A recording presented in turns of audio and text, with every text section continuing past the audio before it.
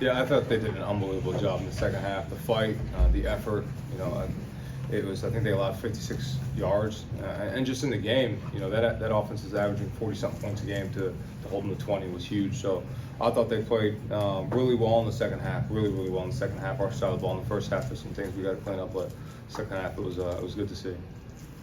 Rayka? Sherrone, the offense seemed to struggle in the red zone at the goal line. David was just talking about that. Can you walk us through some of those play calling decisions and just why you think that was?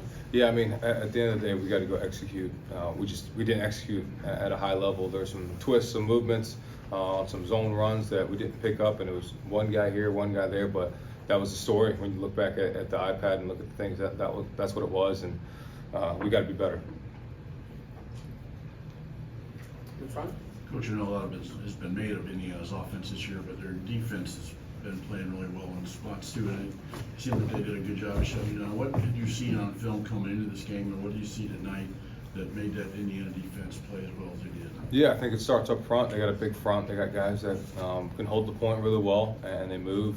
It wasn't as much as the pressures where it was the movement on the fronts that they did a really good job in. And I thought we were getting a rhythm in the throw game, but had to get one in the run game. We never did. So that ended up being the story of the game.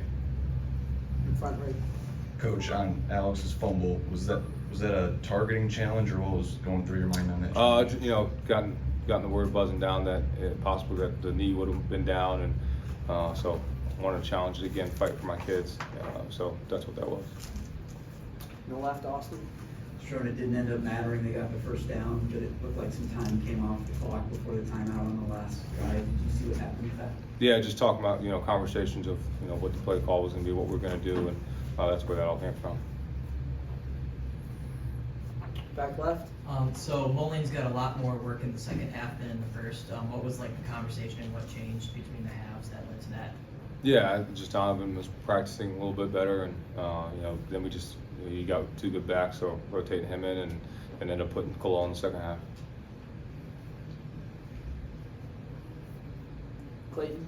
What was the issue with some of the pass protection breakdowns? It seemed like Davis had guys in his face. Yeah, I mean, really, it starts with they got a pretty good pass rusher, number 6, who's I think leading the league in pressures and sacks. So he just did a good job winning his one-on-one matchups. It wasn't blitzes or scheme. It was just really one-on-one matchups that guys were getting beat. Aaron? Ben got some carries in the first half over Kalal. Did you practice better with Kalal too? Yeah, he practiced well too. We just wanted to get Ben some carries. He'd been throughout the whole year been doing a really good job, and thought it was time for him to get some work as well. Chris? You talked about the twists and movements. Usually by week 10 or 11, those things are kind of figured out.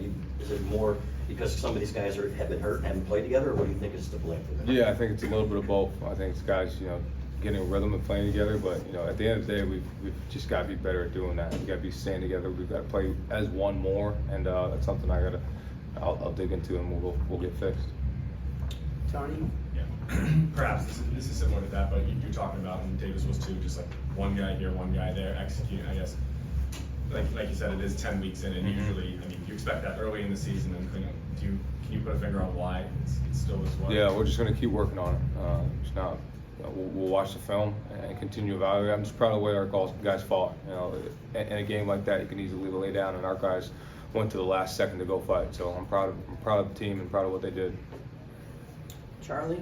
Sherrone, another game for Davis with no picks, but also a game where maybe he struggled to move the offense down the field at times.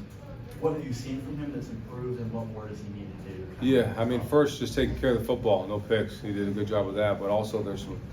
When he's got the pressure in his face, he's got to move around. That's when the off-target throws are happening, and some of those misses are happening. So, not allowed to get your feet in balance when those things are happening. So, he's going to keep harping on himself, and people are going to beat him up. But I'm going to have his back and just continue to lift him up and make sure he knows he's doing as much as he can. And we got to continue to help him around him.